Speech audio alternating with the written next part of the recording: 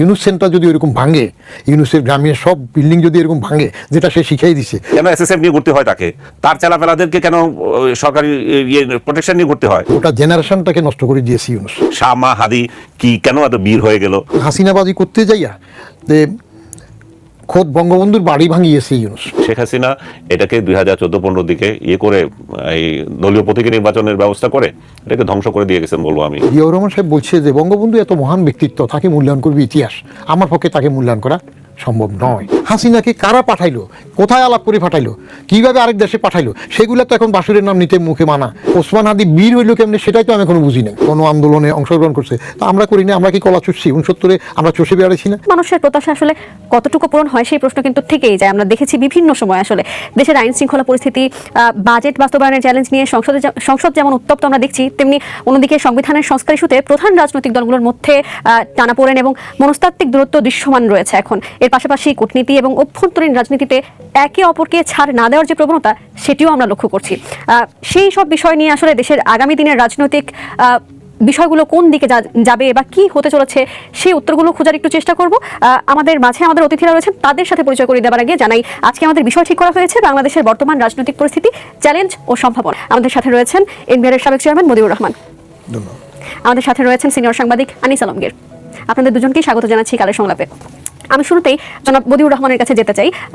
প্রধানমন্ত্রী একটি কথা বলেছেন, একটু আপনাকে জানাই। হারানো অতীত প্রতিশোধের মাধ্যমে ফিরে পাওয়া সম্ভব নয়। তিনি বলেছেন যে প্রতিহিংসা রাজনীতি থেকে বেরিয়ে আসার আহ্বানও তিনি জানিয়েছেন এবং তিনি বলেছেন আমার সাথে যা হয়েছে প্রতিশোধ নিলে তো সেটি ফেরত পাবো না। জানতে চাই, প্রধানমন্ত্রী যেভাবে দেশ চালানোর কথা বললেন বা প্রতিশোধ নিতে চান না সেটি বললেন, গত 2 বছর ডক্টর মোহাম্মদ ইউনূসের সরকার যদি আসলে সেভাবে চলতো বা সেভাবে সরকার চালানোর চেষ্টা করতো, তাহলে আসলে বিষয়গুলো কেমন হতো সেটি জানতে চাই, বলবেন আমাদের। ধন্যবাদ। অনেক সময় ব্যুরোক্রেট, রাজনীতিবিদ আর ট্রেন রেজিমেন্টেড সশস্ত্রবাহিনীর লোকদের কথা নিয়ে ব্যাখ্যা ভিন্ন রকম হয়। একজন ব্যুরোক্রেট যদি বলে ইট মে বি ডান, তাহলে 50-50 চান্স থাকে। একজন রেজিমেন্টেড ফোর্সের লোক যদি বলে it may be done, that means it will be done. আর পলিটিশিয়ান যদি বলে ইট মে বি ডান, এটা অনেক সময় হয় ইট মে নেভার বি ডান। তো সেদিক থেকে রাজনৈতিক অঙ্গনে চমক সৃষ্টি থেকে শুরু করে অনেকেই অনেক কথা বলেন, সেগুলোর জন্য আমরা হুট করে কমেন্ট করি না। এটা সময়ে দেখা যাবে যে এটা বলাটা ভিতরের কথা না আসলে বলাটা বলার জন্য বলা। আমরা অপেক্ষা করব, দেখব। কিন্তু প্রতিহিংসার রাজনীতি এখানে সব সময় চলে আসতেছে, আমরা অতীতে দেখিনি। আমি আসলে কথাটাতে আসতেছি আমি। জনাব তারেক রহমান করুক বা না করুক সে কথা তো বলেছেন, কিন্তু অনেকে বলছেন যে ডক্টর মোহাম্মদ ইউনূস এসেছিলেন প্রতিশোধ নিতে, এই জাতিকে রক্ষা করতে নয়।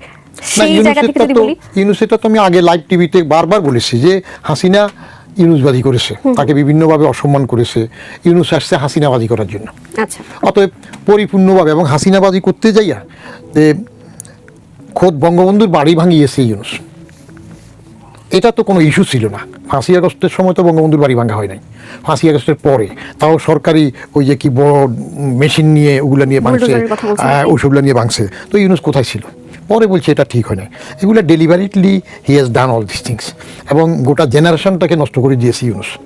প্রতিশোধের জন্য আমি শেখ হাসিনার বাড়ির যে গত সপ্তাহে হাঁটতে গেছিলাম শুক্রবারে, ওখান দিয়ে দেখলাম সময় কি বদলায়। এখন তার বাড়িতে কারা ঢুকতেছে, কারা বেরোচ্ছে। তো একটা রাষ্ট্রের যিনি দায়িত্ব নেন সরকার প্রধান হিসেবে, তার তো এগুলা ব্যক্তি হিসেবে দেখার কথা না। আমার জীবদ্দশায় দেখবো কোন খোদা না খাস্তা, আল্লাহ যদি দেখায় যে ইউনূস সেন্টার যদি এরকম ভাঙে, ইউনূসের গ্রামের সব বিল্ডিং যদি এরকম ভাঙে, যেটা সে শিখাই দিছে, তখন বোঝা যাবে যে মানুষকে এরকম প্রতিশোধ নিতে পারে। ইউনূস সাহেব রাজনীতি করতে আসেন নাই, প্রতিশোধ নিতে আসছেন। উনি যেগুলো করছেন একইভাবেই বলছেন, আমি সবসময় বলছি উনি প্রতিশোধ নিতে এসেছেন পরিষ্কারভাবে। অতএব উনি প্রতিশোধ নিয়েছেন, ওনার মনোজ্বালা পূরণ করছেন। আর ওনার একটা শখ ছিল 111 সরকারের সময় উনি যদি প্রতিশোধ নিতে আসেন, উনি তো একজন ব্যক্তির উপরে রাগ ক্ষোভ ছাড়তে এসেছিলেন, কিন্তু সেই প্রতিশোধের শিকার তো আমরা সবাই হয়েছি, দেশের মানুষ হয়েছি। প্রথম আলো পড়েছে, টেলিস্টার পড়েছে, কবর থেকে লাশ উঠিয়ে পোড়ানো হয়েছে, তাই না? হবে। আপনার ওই যে পিঁপড়া যখন একটা কামড়ায়, এটা ধর্মীয় ইয়েতে তো আছে যে পিঁপড়া কামড়াইলো একটা, কিন্তু মারার সময় কটা মারলো? পা দিয়ে দোলে তো সবটা মেরে ফেললো। হ্যাঁ, মিনিস্টার বিশ্বকাপে দেশ কাঁপানো অফার। বিশ্বকাপের উন্মাদনা উপভোগ করুন মিনিস্টার টিভিতে। 55 ইঞ্চি অ্যান্ড্রয়েড টিভি মাত্র 55,000 টাকা, সাথে জার্সি ফ্রি। তখন কি হুঁশ থাকে? আর কিছু জিনিস ঢাকার জন্যও বাকিগুলোও করে।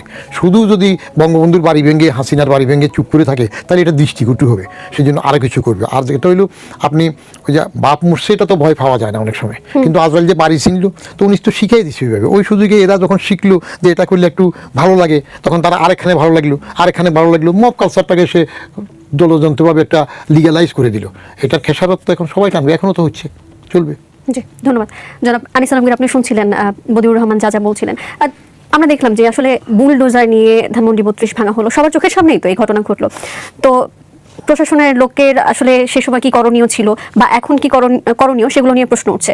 তো নিশ্চয়ই দেখা গেছে বিভিন্ন সময় আসলে কারা এই ভাঙচুরগুলো চালিয়েছে, তাদের বিরুদ্ধে এখন আসলে কি ধরনের শক্ত পদক্ষেপ নেওয়া উচিত বা কি করা যায়? 32 নম্বর ভাঙার প্রেক্ষিতে, জি, 32 নম্বর ভাঙার প্রেক্ষিতে প্রথম যদি দায়ী করতে হয়, তাহলে ইউনুসকে করতে হবে, ইউনুসের প্রশাসনকে করতে হবে, ইউনুসের স্বরাষ্ট্রমন্ত্রী করতে হবে। যে অথর্ব কি জানি ছিল ওর নাম, জাহাঙ্গীর মনে হয় না তখন ছিল, জি, তখন কি জাহাঙ্গীর ছিল না? জাহাঙ্গীর সাহেব ছিলেন। হ্যাঁ, না বদলি হয়েছিল কিনা তখন। এই যে তাদেরকে ধরতে হবে। 32 নম্বর ভাঙার জন্য যদি প্রধান কাউকে দায়ী করতে হয়, তাহলে ইউনুস, তার স্বরাষ্ট্রমন্ত্রী, তার সভাসদে আরো যারা ছিল, তাদের যারা কোনো এদের যদি সংশ্লিষ্ট থাকে, কোনো ইয়ে নেই। এখন যারা করেছে তাদেরটা তো পরে আসবে। আপনি তো হুকুমের লোকদেরকে আগে ধরবেন। প্রশাসনে কে ছিল, কার দায়িত্ব ছিল এটা প্রিভেন্ট করার, তারা তো সেটা করেনি। তারা ভাঙচুর শেষ হওয়ার পরে তারপর একটা বিবৃতি দেয় যে উচ্ছৃঙ্খল জনতাকে তারা প্রতিরোধ করতে পারেনি। উচ্ছৃঙ্খল জনতা এটা যারা করেছে, যারা বাইরে থেকে দেশ বিরোধী কর্মকাণ্ড করছে, সেরকম লোকেরা এটা ক্যাম্পেইন করছে, এবং এনসিপির লোকেরা সেই ক্যাম্পেইনে শরিক হয়েছে, বিএনপির লোকেরাও সেখানে অংশ নিয়েছে, দলগতভাবে নাই, জামাত তো ছিলই। তো সবাই সম্মিলিতভাবে যে অংশ নেওয়া, সেটা জনতার উপর দিয়ে চাপিয়ে দেওয়া, যে জনতার স্বতঃস্ফূর্ত না। জনতার স্বতঃস্ফূর্ত হলে আমার বাড়ি সেখানে আমি নিজেও যেতাম। জনতার স্বতঃস্ফূর্তভাবে কোথায় ছিল আমরা দেখেছি। এগুলো সব দলীয় লোকজন এসছে এগুলো করার জন্য। 2-4টা উৎসাহী লোক তো সব জায়গায় থাকে, তারা যে এটাতে অংশ নিয়েছে তা না, তারা দেখতে গেছে।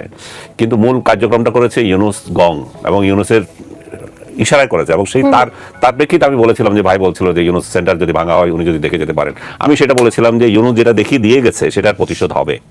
সরকার পরিবর্তন হলে ওই রকম আরেকটা সরকার যদি আসে, যেটা এই বঙ্গবন্ধুর হত্যাকাণ্ড, বঙ্গবন্ধুর বাড়ি ভাঙচুর সমর্থন করে না, তৃতীয় সূত্র যদি সত্যি হয়, তাহলে এটা হবার কথা, এবং সেটা আমি প্রকাশ্যে বলেছি প্রথম। এবং সেই জন্য সেটাকে নিয়ে আমার মামলার মধ্যেও সেটা লিখেছে যে আমি তার বাড়ি ভাঙার হুমকি দিয়েছি। আমি কেন তার বাড়ি ভাঙার হুমকি দেবো? আমি বলছি তুমি যে গ্রামীণ ব্যাংক ভাঙা হবে, এটাই হতে বাধ্য। এবং জুলাই নিয়ে কথা বলেছিলাম, যে জুলাই প্রেক্ষিতে আমি বলেছিলেন যে জুলাই জাদুঘর যেখানে তৈরি করা হয়েছে সেটা অবিবেচক হয়েছে, সেটা অন্য জায়গায় হতে পারতো। এটা প্রধানমন্ত্রীর রাষ্ট্রীয় বাসভবন, একই কথা। আমি তাই বলি, সেটা শেখ হাসিনার জায়গা। আপনি আজকে প্রধানমন্ত্রীর বাড়ি নেই, এখনো প্রধানমন্ত্রীর বাড়ি কোথায় হবে সেটাও এখনো প্ল্যান হয় নাই। তাহলে আমরা, এবং সংসদের পাশে এটা তো পরিকল্পিত বাসভবন ছিল, তো আপনি পরিকল্পিত বাসভবনকে করে জুলাই শহীদদের বানাচ্ছেন, যেখানে স্বাধীনতা যুদ্ধের শহীদদের জন্য কোনো 1/1 জায়গাতেও মনে হয় আমাদের জাতীয় জাদুঘর নেই, বা জাতীয় জাদুঘর তো নেই, মানে মুক্তিযোদ্ধাদের কোনো জাদুঘর পর্যন্ত সেভাবে তৈরি করা হয় নাই। সো আপনি যখন এটাকে প্রাধান্য দিচ্ছেন, জুলাই যোদ্ধাদের বড় করে দেখা হলো, দিচ্ছে ইচ্ছাকৃতভাবে, এটা দিচ্ছে। আপনি ইচ্ছাকৃতভাবে কেন দিচ্ছে আপনি খেয়াল করে দেখেন। এদেরকে বলা হচ্ছে জুলাই যোদ্ধা। জুলাই যোদ্ধা কোথা থেকে আসলো? মুক্তিযোদ্ধার বিপরীত সাজাচ্ছে জুলাই যোদ্ধা। আপনি যদি একটা অভ্যুত্থানের, একটা বিপ্লব, আপনি যেটাই বলেন, তার নায়করা যদি যোদ্ধা হয়ে যায়, এবং সে তার মানে হচ্ছে যে আপনি 71-এর সাথে তুলনা করছেন, 71-এর মুক্তিযোদ্ধাকে পাশাপাশি আপনি সাজাচ্ছেন জুলাই যোদ্ধা, তাহলে তো 90-এর যুদ্ধ হবে। আমরা 90-এর সাথে বিরুদ্ধে আন্দোলন করেছিলাম আমার খোকন ভাইদের নেতৃত্বে, আমরা যারা রাস্তায় ছিলাম, আমরা তো যোদ্ধা, তাহলে আমাদেরকে যোদ্ধা ডিক্লার দেন। এগুলো হচ্ছে যে 24 দিয়ে 71-কে মুছে দেওয়ার যে প্রসেসটা ইউনুসের, জামাতকে সঙ্গে নিয়ে, এটা তারই প্রতিফলন। ইউনুস এসেছিল বাংলাদেশের স্বাধীনতাকে কলঙ্কিত করতে আর নিজের আর্থিক সুযোগ সুবিধা নিয়ে যাওয়ার জন্য। সেটাই করেছে। আপনি শুরুতে যেটা বলছেন, সে নিজের আর্থিক সুযোগ সুবিধা নিয়েছে, আর নিজের বিরুদ্ধে মামলা যেগুলো ছিল এটা করেছে, আর রাজনীতিটাকে ধ্বংস করে দিয়ে গেছে, সম্প্রীতি ধ্বংস করে দিয়েছে। আজকে একজন প্রতিষ্ঠিত করেছে, আর না শুধু সেটা না, ওইগুলো তো হয়তো চলে যাবে, মনে করেন সে যে আর্থিক ক্ষতি যেগুলো করেছে হয়তো এটা চলে যাবে, কিন্তু মানুষের মধ্যে যে সংস্কৃতি তৈরি করে দিয়েছে, হিংসা সংস্কৃতি তৈরি করে দিয়েছে, সেটা তো যাবে না। আপনি আজকে দেখতে পাচ্ছেন না দেশে বিদেশে কিভাবে এই হিংসা সংস্কৃতি বিস্তার লাভ করেছে। ইউনুস নিজে কি সেটা টের পাচ্ছে না? সে এত সাধু পুরুষ, কেন এসএসএফ নিয়ে ঘুরতে হয় তাকে? তার চেলাপেলাদেরকে কেন সরকারি প্রোটেকশন নিয়ে ঘুরতে হয়? তার মানে দেশটাকে ওইরকম পরিস্থিতি তৈরি করে দিয়েছে। আজকে আওয়ামী লীগ পালিয়ে গেছে বলেন, শেখ হাসিনা পালিয়ে গেছে বলেন, তারপর তাদের ভয়ে মারা যাচ্ছে, তাদের ভয়ে আপনার সিকিউরিটি নিতে হচ্ছে। তাহলে দেশ কোন পর্যায়ে চলে গেছে তাহলে বুঝেন। জি, বুঝতে পেরেছি, ধন্যবাদ। জনাব বদিউর রহমান, আপনার কাছে আসি। যে আলোচনা হচ্ছিল সেই আলোচনার রেশ ধরে আসতে চাই। গণভবনের মতো এত বড় একটি জায়গায় আসলে জুলাই জাদুঘর যে স্থাপন করা হলো, এই বিষয়টাকে আপনি কিভাবে দেখেন? আমি তো প্রথম থেকে বলে আসতেছি, লাইভ টিভিতে বারবার বললাম যে এটা কারো বাপের জায়গায় নাকি যে ওখানে জাদুঘর করবে। জাদুঘর করতে হলে আমাদের শাহবাগে তো বড় জাদুঘর আছে, ওইখানে একটা কর্নারে একটা রুমে তাদের কিছু স্মৃতি রেখে দিলে হয়। একটা floor এ দিতে হ্যাঁ, পারতো। আর না, একটা ফ্লোর দেওয়ার প্রশ্ন উঠে না। না, ফ্লোরও যে নেন না আপনি, এরকম একটা ধ্বংস করার থেকে, একটা জায়গা ধ্বংস করার থেকে একটা ফ্লোর দেন। এই একটা এটা গণভবন, এটা একসময় প্রথমবার এসে শেখ হাসিনা তার জন্য নিতে চাইলো নিরাপত্তার কথা বলে, তো সেটা তো হয় নাই, পরে বাতিল হইল। শেখ হাসিনা নিতে চেয়েছিলেন, শেখ হাসিনা চলে গেছেন, পরবর্তী প্রধানমন্ত্রীও তো সেখানে থাকতে পারতেন, বা এর না, শেখ পরবর্তীতে হাসিনা তার নামেই করে নিতে চেয়েছিলেন, আচ্ছা। সংসদে বিল পাস করে, ওটা আচ্ছা, পারেন না, দুঃখিত। এটা পুরা করতে চেয়েছিল, এটা হয় নাই। তারপরে খালেদা জিয়া যখন প্রধানমন্ত্রী হইলে তখনও তো এটা সেখানে প্রধানমন্ত্রী ভবন নাম, গণভবনের পরিচয় প্রধানমন্ত্রী ভবন নাম দিয়েছিল, এবং খালেদা জিয়া সেখানে অনুষ্ঠান করছেন, ইফতার পার্টি করছেন। হ্যাঁ, তো সবসময় ওটা ছিল। রাষ্ট্রের এই সম্পদটাকে এভাবে নেওয়াটা তো ঠিক হয়নি। আমি অপেক্ষা করি যে আবার কোনো সময় সেটা পুনরুদ্ধার যদি হয়ে যায়, দেখে যেতে পারি, তাহলে তো ভালো, কারণ রাষ্ট্রের সম্পদ থাকবে। এটা জাদুঘর হয়, তো জাদুঘর যদি করতে হয় তাহলে আরেকবার আন্দোলন হলে কি সংসদ ভবনটা দেখতে সুন্দর আছে, লুইখান কি একটা জিনিস করলো, এটা একটা জাদুঘর করে ফেলবে, মজা হয় না?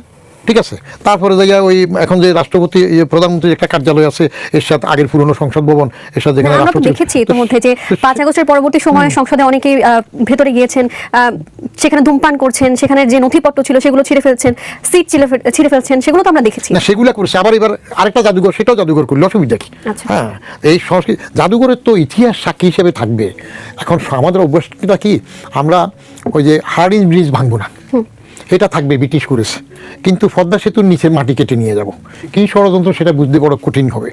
তারপরে আমাদের কার্জন হল থাকবে বহাল তবিয়তে, কিন্তু এখানে ওই যে বঙ্গবন্ধুর নামের বাড়ি 32 নাম্বার থাকবে না।